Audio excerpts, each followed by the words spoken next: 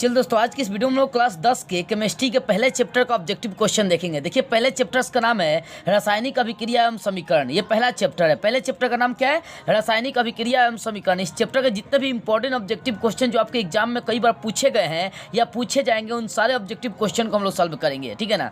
देखिए, सबसे पहला क्वेश्चन इस चैप्टर का, रासायनिक या किसी अभिक्रिया में भाग लेने वाले पदार्थ को क्या कहते हैं। देखो, रासायनिक अभिक्रिया में भाग लेने वाले पदार्थ को हमेशा अभिकारक कही जाती है, लेकिन जो नया पदार्थ बनता है उसको प्रतिफल या प्रोडक्ट कही जाती है। याद रखिएगा, ठीक है ना। तो रासायनिक अभिक्रिया में मतलब किसी भी अभिक्रिया में भाग लेने वाला जो पदार्थ होता है वो क्या कहलाएगा? अभिकारक कहलाएगा। दूसरा क्वेश्चन, जब किसी अभिक्रिया के साथ, देखिए, जब किसी अभिक्रिया के समय के क्वेश्चन समझिए ध्यान से, जब किसी अभिक्रिया के समय किसी पदार्थ में ऑक्सीजन की वृद्धि होती है। देखो बुआ, बोले कोई अभिक्रिया हो रही है तो उस समय ऑक्सीजन की वृद्धि हो रही है, तो ये कौन सी अभिक्रिया होगा? जहां ऑक्सीजन की वृद्धि होती है उसे ऑक्सीकरण मतलब उपचयन अभिक्रिया कहते हैं, और जहां पर ये क्या है ना, अभिक्रिया के समय ऑक्सीजन की कमी होती है उसे अपचयन या अवकरण अभिक्रिया कही जाती है। ठीक है ना। तो इसमें ऑप्शन टच कर लेंगे हम लोग, उपचयन अभिक्रिया। अगला क्वेश्चन, समीकरण इतना क्या है? कौन सा अभिक्रिया? देखो, छोटे छोटे पदार्थ मतलब हाइड्रोजन और ऑक्सीजन मिलकर एक बड़ा पदार्थ जल बना रहे हैं ना, ये छोटा छोटा टुकड़ा मिलकर एक बड़ा पदार्थ बना रहा है। तो ये जो अभिक्रिया होती है ना, संयोजन अभिक्रिया होती है। छोटे छोटे टुकड़े मिलकर जब एक बड़ा पदार्थ बनाते हैं तो ये हो जाएगा संयोजन अभिक्रिया। इसमें से ऑप्शन हम लोग का सही हो जाएगा, कौन सा? ए सही हो जाएगा। ठीक है ना। 3 नंबर क्वेश्चन क्लियर होगा। अब आगे हम लोग बढ़ते हैं, 4 नंबर क्वेश्चन को ध्यान से देखते हैं। देखिए, 4 नंबर क्वेश्चन समझते हैं। 4 नंबर क्वेश्चन आपका है कि बोला कि एक रिएक्शन दिया कि फेरस प्लस कॉपर सल्फेट। यहाँ जो फेरस है ना, ये कॉपर को हटाकर इसका जगह ले लेता है। देखिए यहाँ पर FeSO4 बनाता है। मतलब कहने का मतलब कॉपर, ये आपका है कॉपर, यहाँ देखो लोहा है और इसकी अभिक्रिया कॉपर सल्फेट से कराई जा रही है। तो होता क्या है कि जो लोहा है ना, कॉपर को हटा देता है और उसकी जगह ले लेता है। तो देखो यहाँ पर जब कोई एक परमाणु किसी यौगिक के परमाणु को विस्थापित करती है तो वो विस्थापन अभिक्रिया कहलाता है। विस्थापन अभिक्रिया में एक परमाणु दूसरे परमाणु को हटाने का काम करता है। तो इसमें ऑप्शन टच करेंगे, विस्थापन अभिक्रिया। ठीक है। अगला क्वेश्चन देखिए, रासायनिक अभिक्रिया के दौरान किसी पदार्थ में ऑक्सीजन का ह्रास क्या कहलाता है। देखो, अभी हम लोग इधर पीछे पढ़े थे कि रासायनिक अभिक्रिया के दौरान किसी पदार्थ में ऑक्सीजन की वृद्धि उपचयन अभिक्रिया कहलाती है। यहाँ बोला कि ऑक्सीजन का ह्रास मतलब ऑक्सीजन में कमी क्या कहलाती है? तो भाई अपचयन कहलाएगी। कौन सा? ऑप्शन बी क्लियर हो जाएगा, अपचयन। ठीक है ना। अगला क्वेश्चन समझिएगा, 6 नंबर, एक भूरे रंग का चमकदार तत्व X को वायु की उपस्थिति में गर्म करने पर वह काले रंग का होता है, वो कौन सा तत्व है? देखो बुआ, काले रंग का जो तत्व होता है ना गर्म करने पर, उसका नाम कॉपर होता है। कॉपर जो होता है ना वो गर्म करने पर काला हो जाता है, तो X का नाम यहाँ पर कॉपर हो जाएगा। ठीक है। 7वां क्वेश्चन अब समझिए ध्यान से, एकदम ध्यान से समझते चलेगा सारा क्वेश्चन। ठीक है। अब देखिए 7वां क्वेश्चन क्या है। 7वां क्वेश्चन आपका दिया है कि नीचे दी गई एक अभिक्रिया आपको दिया हुआ है, इस कथन सत्य है कि गलत है। इसमें बताए कौन सा कथन सत्य है? ZNO प्लस C, यहाँ पर एरो का चिन्ह देकर ZN+CO बता रहे कि कौन सा ऑप्शन होगा। देखो बुआ, हाइड्रोजन ऑक्सीजन है कार्बन से आकर इधर जुड़ गया, इसका मतलब क्या हो रहा है? यहाँ आपका कौन सा उपचयित हो रहा है? उपचयित का मतलब ऑक्सीकरण हो रहा है। ठीक है ना। ऑक्सीकरण का मतलब ऑक्सीजन जुड़ रहा है, तो यहाँ पर ऑक्सीजन कार्बन के संग आकर जुड़ रही है तो कार्बन मोनोऑक्साइड बन रहा है। इसका मतलब यहाँ लिख सकते हैं कार्बन उपचयित हो रहा है। क्या हो रहा है? कार्बन उपचयित हो रहा है। इसमें से ऑप्शन हम लोग का ए हो जाएगा। क्लियर। और सब ऑप्शन आपका गलत होगा। 8 नंबर क्वेश्चन, आपको एक रिएक्शन दिया है Na2SO4 प्लस BaCl2, इसके फलस्वरूप बन रहा है BaSO4 प्लस NaCl। यहाँ देखिए क्या होता है, एक परमाणु दूसरे परमाणु के संग रिएक्शन कर रहा है। यहाँ पर Na जो है ना वो Cl का संग रिएक्शन करके NaCl बना दिया। यहाँ पे SO4 जो है ना Ba के संग रिएक्शन करके बेरियम सल्फेट बना दिया, BaSO4 बना दिया। तो एक परमाणु मतलब यहाँ पर कहने का मतलब क्या ना कि यहाँ पर आयनों का आदान प्रदान हो जाता है। हाइड्रोजन प्लस होता है ना, यहाँ ये प्लस माइनस से रिएक्शन करेगा, हाई वाला माइनस होता है, ये प्लस के संग रिएक्शन कर जाता है। तो यहाँ पर आयनों का आदान प्रदान हो रही है, इसी कारण से इसको द्विविस्थापन अभिक्रिया कहते हैं। इसमें ऑप्शन टच करेंगे हम लोग सी, द्विविस्थापन अभिक्रिया। 9 नंबर क्वेश्चन है, जब मैग्नीशियम के फीते को जलाया जाता है तो बताना है कि कैसे आग की जो लौ उत्पन्न होती है वो कैसी होती है? चमकीली और उजला होती है। ऑप्शन सी टच करेगा। यहाँ पर देखो Zn जो है ना कॉपर को क्या करेगा? विस्थापित कर देगा। तो कौन सा अभिक्रिया? विस्थापन अभिक्रिया हो जाएगा। इसमें ऑप्शन टच कर लेंगे हम लोग बी। तो इस तरह से 10 क्वेश्चन क्लियर होगा इस चैप्टर का। अगला क्वेश्चन हम लोग देखते हैं। देखिए ठीक है, आगे क्वेश्चन देखते हैं और समझते हैं ध्यान से। अभी 10 क्वेश्चन हम लोग क्लियर कर चुके हैं। 11वां क्वेश्चन देखते हैं जरा सा इस चैप्टर्स का। ठीक है। 11 नंबर देखिए क्वेश्चन आपको दिखाई दे रही होगी। 11 नंबर क्वेश्चन अभिक्रिया CuO प्लस H2 रिएक्शन करके बोला है कि CuO प्लस H2 बोला है कि इसमें किसका उपचयन हो रहा है, हमें ये बताना। उपचयन अपचयन हो रहा है। उपचयन बोलता था भैया कोई और होता है, यहाँ उपचयन अपचयन दिया है, तो अपचयन का मतलब ऑक्सीजन का बिछड़न, ऑक्सीजन की कमी हो रही है। तो किससे ऑक्सीजन की कमी हो रही है भाई, तो कॉपर से ऑक्सीजन की कमी हो रही है। यानी Cu का यहाँ पर देख सकते हैं Cu का क्या और अपचयन हो रहा है, मतलब इससे ऑक्सीजन हट रही है, तो इसमें ऑप्शन टच कर लेंगे हम लोग Cu, ठीक है ना, मतलब कॉपर हो जाएगा। अगला क्वेश्चन साग सब्जियों का विघटित होकर कंपोस्ट बनाने की क्रिया क्या कहलाती है। देखो जब साग सब्जी बनाई जाते हैं तो ऊर्जा उत्पन्न होता है, और जहाँ ऊर्जा उत्पन्न होता है उसे हम लोग क्या बोलते हैं, उष्माक्षेपी। तो इसमें ऑप्शन टच करेंगे बी, उष्माक्षेपी। अब 13वां नंबर क्वेश्चन देख सकते हैं आपका, बोला कि उपचयन वह अभिक्रिया है जिसमें क्या होता है, इसमें ऑक्सीजन जुड़ता है, हाइड्रोजन का वियोग होता है, इलेक्ट्रॉन का त्याग होता है, सभी होता है भाई। उपचयन का मतलब ऑक्सीकरण, ऑक्सीकरण में ऑक्सीजन जुड़ता भी है, हाइड्रोजन का वियोग भी होता है और इलेक्ट्रॉन भी त्यागता है। इसमें ऑप्शन सभी टच कर लेंगे, ठीक है ना।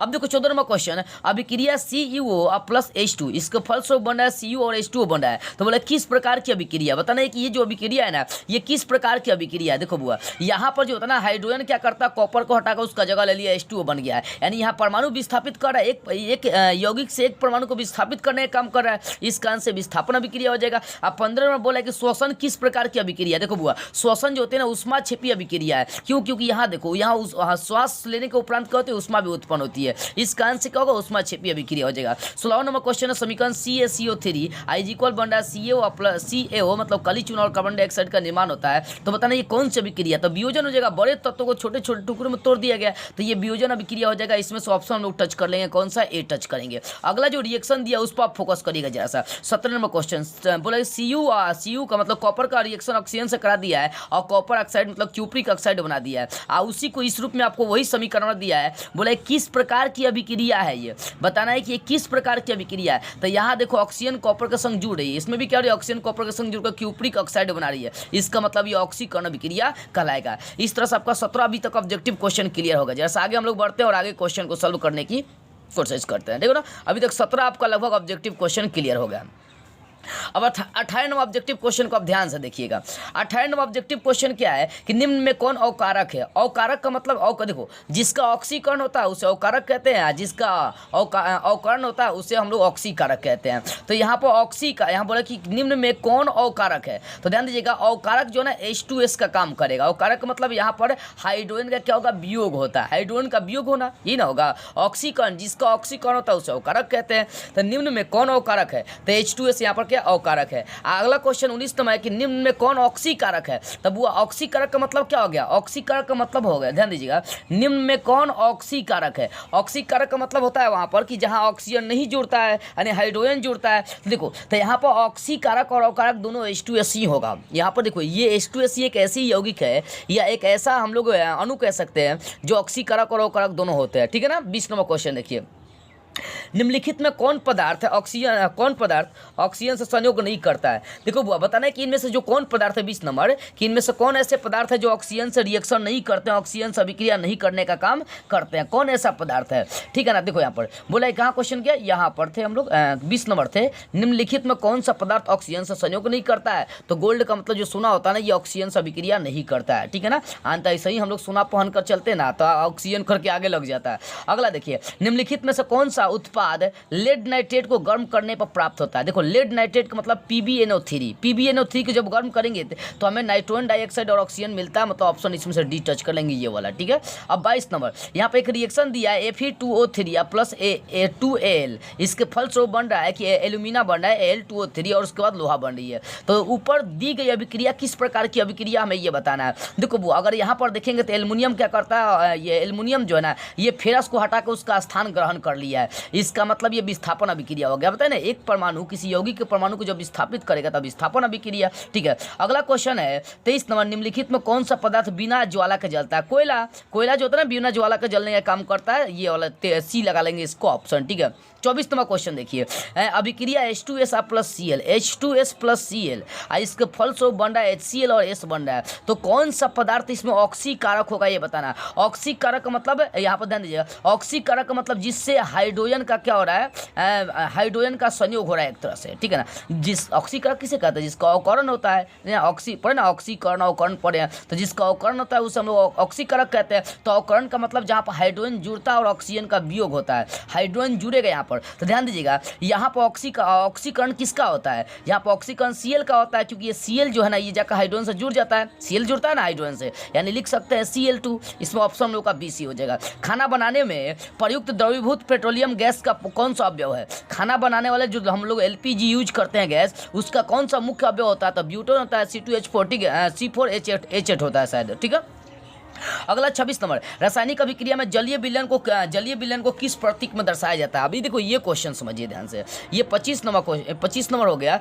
26 नंबर जरा सा मैं आपको दिखा रहा हूँ। 26 नंबर क्वेश्चन देखिए ध्यान से। 26 नंबर बोला है कि रासायनिक अभिक्रिया, दिखाई दे रहे हो ये क्वेश्चन। अब देखो 26 नंबर, रासायनिक समीकरण में जलीय विलयन को किस प्रतीक के द्वारा दिखाया जाता है। रासायनिक समीकरण में जलीय विलयन को एक्वा कहते हैं, केमिस्ट्री में मालूम है नहीं है, तो इसमें ऑप्शन ए टच कर लेंगे एक्वा। जलीय विलयन को किस प्रतीक के द्वारा दर्शाया जाता है, एक्वा, एक्यू लिख सकते हैं, इसको एक्वा के द्वारा दर्शाया जाता है। 27 नंबर, निम्नलिखित में कौन सा पदार्थ फोटोग्राफी में प्रयुक्त होने वाला फिल्म बनाने में प्रयुक्त होता है। कौन ऐसा पदार्थ है जो कैमरे में, फोटोग्राफी मतलब कैमरे में, वो कैमरे के फिल्म बनाने में प्रयुक्त होती है, तो वो AgBr, मतलब बोल सकते हैं सिल्वर ब्रोमाइड भी हम लोग बोल सकते हैं, AgBr। इसमें ऑप्शन टच कर लेंगे हम लोग भी। 28 नंबर जो क्वेश्चन इसको समझिएगा, बोला कि जल का वैद्युत अपघटन करने पर मुक्त होने वाली हाइड्रोजन और ऑक्सीजन का अनुपात क्या होता है, 2:1 होता है। अब आप कहेंगे कि भैया जल का सूत्र क्या होता है, जल का सूत्र H2O होता है। हाँ मैं मानता हूँ, तो यहाँ पर अनुपात निकालेंगे 2:1 आएगा, लेकिन बोला कि वैद्युत अपघटन करने पर, जब इसका वैद्युत अपघटन करेंगे तो हाइड्रोजन और ऑक्सीजन बनता है, और जब इसको आप संतुलित करेंगे ना तो इस टाइप का ये आ जाएगा। तो यहाँ पर हाइड्रोजन का 2 एलिमेंट्स, ऑक्सीजन का 1, तो 2:1 में ये बढ़ जाता है, ठीक है ना। वही क्वेश्चन दिया है कि जल का वैद्युत अपघटन करने पर मुक्त होने वाली हाइड्रोजन और ऑक्सीजन गैसों का मोल का अनुपात कितना होगा, 2:1 होगा। ऑप्शन हम लोग टच कर लेंगे इसमें से C। यानी अब तक 28 क्वेश्चन आपका जो है ना एकदम बेसिक से क्लियर हो गया। अब आगे हम लोग समझते हैं, ध्यान से एक एक क्वेश्चन को समझेंगे, ठीक है।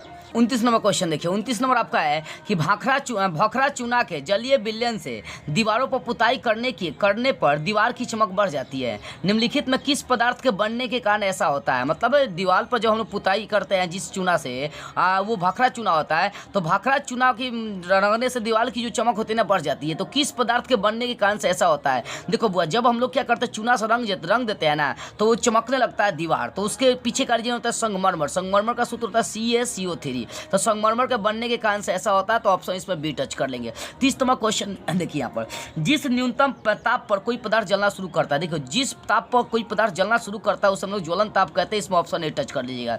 निम्नलिखित में कौन ऊष्माक्षेपी अभिक्रिया का उदाहरण है, बताना कि कौन इसमें ऊष्माक्षेपी अभिक्रिया का उदाहरण है। तो ऊष्माक्षेपी अभिक्रिया मतलब देखो कौन ऐसा रिएक्शन, जल का वाष्पन या अम्ल को जल के साथ तनु करना। बुआ देखो, जब अम्ल को जल के साथ रिएक्शन कराएंगे ना, अम्ल को जल के साथ रिएक्शन कराएंगे तो वो क्या होता है, ऊष्मा वहां पर बनने लगती है। तो इसमें ऑप्शन B टच करिएगा। निम्नलिखित में कौन दहन अभिक्रिया, निम्नलिखित में कौन दहन अभिक्रिया मतलब जलने पर ऑक्सीजन, ये जलने पर ऊष्मा उत्पन्न करे, ठीक है ना। तो कौन सा इसमें दहन का अभिक्रिया है, तो देखो पेट्रोल का जलना क्या एक दहन का अभिक्रिया, लौ भी उत्पन्न करती है। 33 नंबर, निम्नलिखित में कौन समीकरण संतुलित है, मतलब कौन सा समीकरण संतुलित है। देखो 4 गो यहाँ पर समीकरण दिया है, इसमें से अपना देखिए 33 नंबर क्वेश्चन में बोला है कि निम्नलिखित में कौन सा समीकरण असंतुलित है। हम संतुलित बात कर रहे थे, देखो असंतुलित अभिक्रिया देखना है, तो इसमें option A, option B, option C और ऑप्शन D देखिए आप, तो ये संतुलित है पूरी तरह से। ये ऑप्शन B जो है ना ये संतुलित नहीं है, क्यों, क्योंकि आप देख सकते हैं इधर ऑक्सीजन 6 गो, इधर ऑक्सीजन 2 गो 4 गो, यहाँ पर है 5 गो, यानी 5 गो ऑक्सीजन है, ये वाला अभिक्रिया असंतुलित है। तो इसमें ऑप्शन B टच कर जाएगा, क्यों, क्योंकि पूछ रहा कौन सा अभिक्रिया असंतुलित है।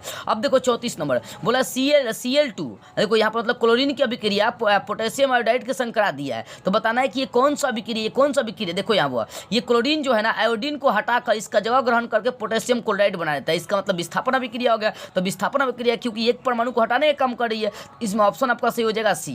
अगला है कि निम्नलिखित में कौन समीकरण संतुलित है, कौन सा समीकरण संतुलित है। इसमें सब ऑप्शन आप एक एक देकर टच करिए, यहाँ पर मैं दिखा रहा हूँ कौन सा समीकरण संतुलित है। देखो यहाँ पर अगर ये ऑप्शन B की बात करते हैं तो एगो नाइट्रोजन 2 गो नाइट्रोजन, इधर भी है इधर भी 2 गो नाइट्रोजन है, हाइड्रोजन 4 को, इधर भी हाइड्रोजन 4 को, ऑक्सीजन 2 को, इधर भी ऑक्सीजन कितना होगा 2 गो, यानी ऑप्शन B जो है ना आपका संतुलित है, इसमें BC हो जाएगा। अब देखो 36 नंबर क्वेश्चन, रासायनिक अभिक्रियाओं को व्यक्त करते हैं किस रूप में व्यक्त करते हैं, तो रासायनिक अभिक्रियाओं को व्यक्त किया जाता है तो किस में, समीकरणों के द्वारा व्यक्त करते हैं रासायनिक अभिक्रिया को। 37 नंबर, शरीर में भोजन का पचना किस प्रकार की अभिक्रिया है, तो याद देखिएगा कभी कल ऑक्सीकरण देता है, कभी कल उपचयन दे देता है तो लड़का सब पलटा जाता है। तो शरीर में भोजन जो पचने की क्रिया वो ऑक्सीकरण या उपचयन भी हम कह सकते हैं, ठीक है ना। 38 नंबर क्वेश्चन देखिए ना, बोला कि अभिक्रिया ZnO प्लस CO की जब अभिक्रिया कराई जाती है तो Zn और CO2 के संबंध में बताना कौन सा कथन सही है। देखो बुआ यहाँ पर अगर देख सकते हैं तो यहाँ पर अगर समझी जाए ध्यान से एक तरह से, तो यहाँ ZnO का क्या हो रहा है, अवकरण हो रहा है। क्यों? क्योंकि यहाँ से ऑक्सीजन बिछड़ रहा है। अवकरण का मतलब क्या होता है, जहाँ पर ऑक्सीजन का संयोग नहीं ऑक्सीजन का वियोग हो, तो यहाँ ZnO का क्या हो रहा है, वियोग हो रहा है। क्योंकि देख सकते हैं यहाँ पर ZnO अलग है यानी ऑक्सीजन से अलग हो गया है, तो ऑप्शन डी टच करेंगे, ZnO का क्या होता है, अवकरण होता है, ठीक है। 39 नंबर क्वेश्चन है, निम्नलिखित में कौन उभय विस्थापन अभिक्रिया है। उभय विस्थापन को द्विविस्थापन अभिक्रिया भी कही जाती है। तो AgNO3 प्लस NaCl ये एक दूसरे को क्या करते हैं, परमाणु देकर ये यौगिक बनाने का काम करते हैं। मतलब ये प्लस वाला माइनस को देगा, माइनस वाला प्लस को देकर क्या करता है, यौगिक बना रहा है, देख सकते हैं। इसी को हम लोग बोलेंगे द्विविस्थापन अभिक्रिया चाहे उभय विस्थापन अभिक्रिया कह सकते हैं। तो इसमें बी आपका ऑप्शन जो है क्लियर हो जाएगा। अब देखो एक और क्वेश्चन हम लोग देखते हैं जो आपके एग्जाम के लिए बहुत इंपॉर्टेंट है, इसको हम लोग ध्यान से समझ लेते हैं, ठीक है। ध्यान से एकदम समझेंगे इस बात को। अब देखो यहाँ पर क्वेश्चन समझिए 40 नंबर, कैल्शियम कार्बोनेट को गर्म करने पर कैल्शियम ऑक्साइड एवं कार्बन डाइऑक्साइड बनते हैं। मतलब कैल्शियम कार्बोनेट को जब गर्म करेंगे तो कैल्शियम कार्बोनेट को गर्म करने पर कार्बन डाइऑक्साइड बनते हैं और कैल्शियम ऑक्साइड बनता है, यानी कार्बन डाइऑक्साइड और कैल्शियम ऑक्साइड का निर्माण होता है। तो यह किस प्रकार की अभिक्रिया हो जाएगी। अब देखो गर्म किया जा रहा है मतलब ये कौन सा अभिक्रिया हो जाएगा, अपघटन अभिक्रिया हो जाएगा। कौन सा अपघटन, मतलब इसका ऑप्शन जो है ना डी सही हो जाएगा, ठीक है ना। तो इस तरह से मैंने आपको इस चैप्टर के लगभग देखिए 40 को इंपॉर्टेंट ऑब्जेक्टिव क्वेश्चन बताया जो आपके एग्जाम में पूछे जाएंगे, इसलिए इन सभी का स्क्रीनशॉट लेकर आप ध्यान से इस सबको पढ़ते चलेगा, क्योंकि आपका एग्जाम नजदीक है। अब नहीं पढ़िएगा तो कब पढ़िएगा। और ऑब्जेक्टिव क्वेश्चन पर फोकस करना इसलिए जरूरी है क्योंकि आपके एग्जाम में सबसे ज्यादा मतलब 50% ऑब्जेक्टिव क्वेश्चन ही पूछता है। इसी कारण से मैं आपको ऑब्जेक्टिव क्वेश्चन पर ज्यादातर फोकस करा रहा हूँ, ठीक है ना। तो ध्यान से सबका स्क्रीनशॉट लेकर आप इसका नोट्स बना लीजिएगा, आप पढ़ते चलिएगा।